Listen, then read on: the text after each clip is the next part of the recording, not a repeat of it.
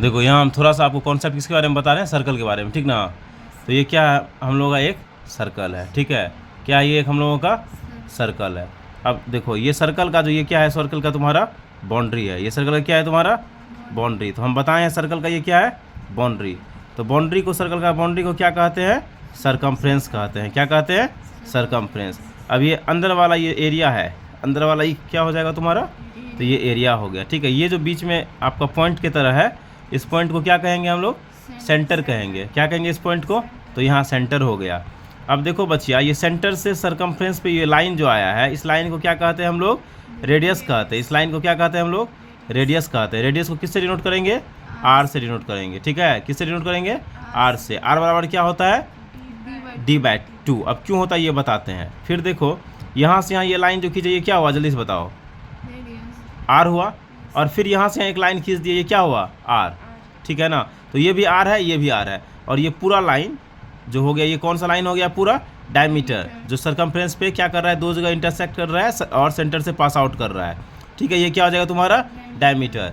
Diameter को क्या कहते हैं पता है तुम लोग को, लॉन्गेस्ट कॉर्ड कहते हैं। कॉर्ड समझती है क्या होता है, सर्कल पे जो तुम ऐसे कोई भी लाइन ऐसे खींच दी यहाँ, ये क्या हुआ, कॉर्ड। क्या हुआ, ये कॉर्ड। तो सबसे लॉन्गेस्ट कॉर्ड क्या हो जाएगा, ये जो है सबसे डायमीटर जो होता है, डायमीटर क्या होता है सर्कल का, सबसे लॉन्गेस्ट कॉर्ड होता है, ठीक है। ये क्या हुआ, कहीं भी लाइन खींच दो, ऐसे खींच दो या ऐसे खींच देंगे, ठीक है, ये कॉर्ड हुआ। तो सबसे लॉन्गेस्ट कॉर्ड क्या हो जाएगा, बोलो, डायमीटर।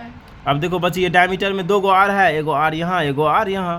तो ये डायमीटर दो गो आर से मिलके बना है ना, इसीलिए d बराबर 2r हो सकता है। तो हम यहाँ लिखे हैं डायमीटर को d से डिनोट करते हैं, और डायमीटर बराबर क्या हो जाएगा, 2r। क्यों लिखे हैं ये समझ गई ना।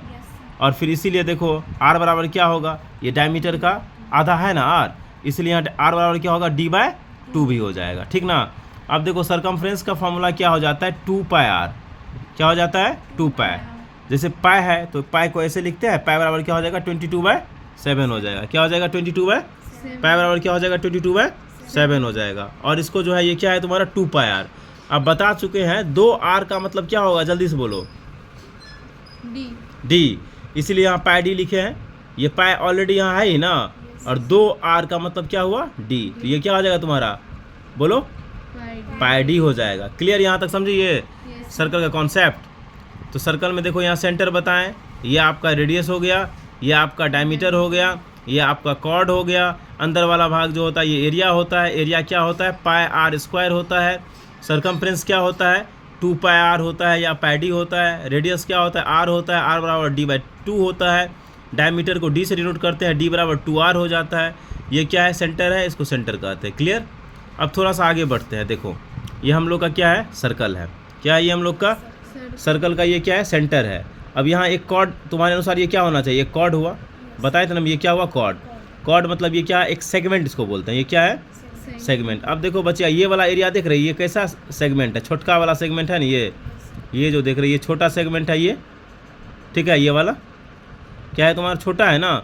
तो कोई केस छोटा सा केस होता है, उसको हम लोग क्या कहते हैं, माइनर। तो ये आपका माइनर सेगमेंट हो गया। ये बड़ा वाला जो है ये क्या हो जाएगा, आपका मेजर सेगमेंट हो जाएगा, ठीक है। क्या हो जाएगा, मेजर सेगमेंट। इसको तुम आर्क भी कह सकती है, ये जो लाइन ऐसे बना है ये, इसको क्या कहते हैं, आर्क, ठीक है। ये समझ गई।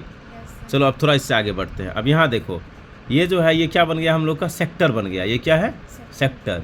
ये क्या हो गया, सेक्टर। ये छोटका वाला सेक्टर है, जिसको कौन सा सेक्टर बोलेगी, माइनर। इसको कौन सा बोलेगी, माइनर। और ये बड़ा वाला है ना, इसको क्या कहोगे आप, मेजर सेक्टर। अब देखो यहाँ एंगल है, क्या है ये, इस एंगल को हम लोग थीटा मान लेते हैं। क्या मान लेते हैं, थीटा। अब बोलो, आपको बोलेगा कि इस माइनर का एरिया निकालो। क्या बोलेगा, इस माइनर सेक्टर का एरिया निकालो। तो देखो ये थीटा है, थीटा क्या माने हैं, एंगल। अगर ये बोलेगा एरिया निकालने के लिए इस सेक्टर का, तो एरिया कैसे निकालेगी, θ/360 × πr²। पाई क्या होता है समझा दिए हैं, 22/7। r रेडियस होता है, ठीक है। फिर थोड़ा सा आगे और बढ़ते हैं कि मान लो वही फिर सेम लिए, ये सेक्टर है।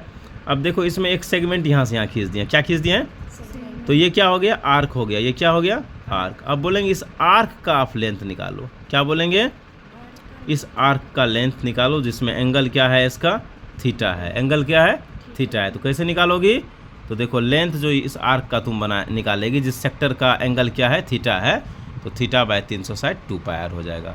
ये फॉर्मूला हुआ। इसी फॉर्मूला पे आपका क्या होगा, एनसीईआरटी का चैप्टर 11 है ना, ये पूरा चैप्टर 11 जो है ये आपका क्या होगा, बनेगा। क्लियर।